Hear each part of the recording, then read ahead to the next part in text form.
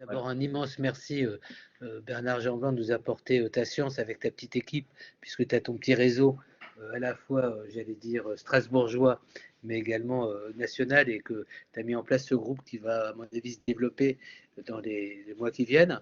Donc, ce qui est important, c'est qu'on a considéré que c'est un sujet qui est un sujet digne vraiment d'une réflexion et de proposition dans les contributions qu'on veut faire au niveau d'une révision de la loi du 4 mars 2002.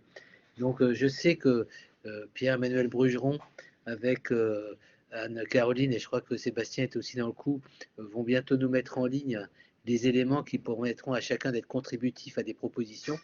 Je rappelle qu'on est dans une démarche où il y a à la fois un premier cercle qui s'est constitué, chacun doit être contributif.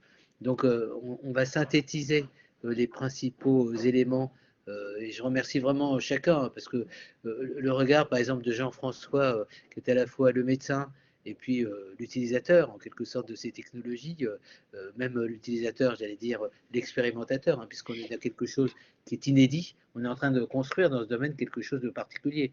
Mais tout évolue dans le domaine de la santé et dans l'innovation thérapeutique et dans le suivi de la personne, dans l'autonomie de la personne, dans l'expertise. Enfin, je ne vais pas faire trop rapide, mais on sait qu'on est vraiment dans des évolutions qu'il faut accompagner également du point de vue de nos réflexions éthiques. Et donc, c'est à nous à développer aussi le champ et l'opportunité de réflexion. Donc, pour l'instant, on est un peu dans les généralités, mais on va affiner notre affaire.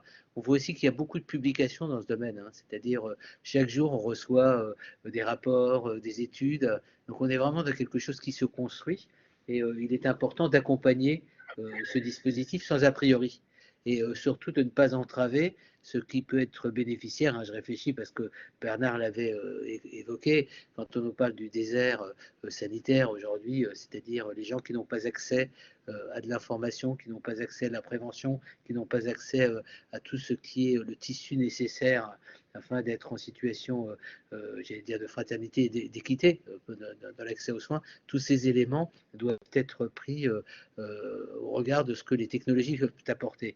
Mais et ça a été dit aussi par quelqu'un tout à l'heure, c'est pas un palliatif. Il faut que ce soit construit dans un dispositif où les gens, alternativement, ont aussi la possibilité d'être hospitalisés, aussi la possibilité de passer du temps avec un professionnel dans une relation très personnalisée. Enfin, je veux dire, c'est tous ces parcours, quand on parle du parcours de soins, tous ces parcours qui ont besoin aujourd'hui d'être bien identifiés avec des repères, et c'est ce à quoi on doit contribuer.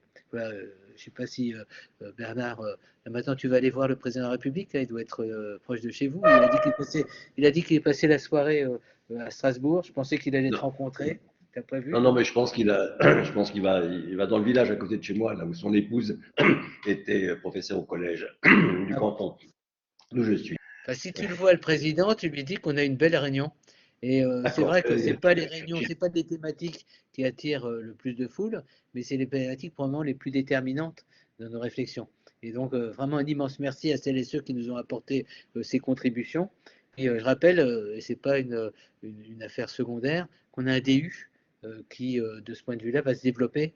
Et je crois qu'il est très attentif à toutes ces évolutions, ces mutations. très bien. N'oublie pas, Bernard, qu'on a toujours en regret, c'est de ne pas avoir organisé quelque chose à Strasbourg. Donc j'espère qu'un jour, on pourra organiser avec toi une rencontre sur ces sujets, parce que c'est vraiment, dans le contexte où tu évolues, je suis sûr que tu peux nous apporter un contexte favorable à un débat. Avec grand plaisir, comme d'habitude. Merci encore. Et merci à toutes et tous d'avoir participé à ce Une belle webinaire. soirée à chacun et merci mille fois. Bonne soirée. Merci à vous. Merci à tous. Bonne soirée. Merci à tous et à toutes.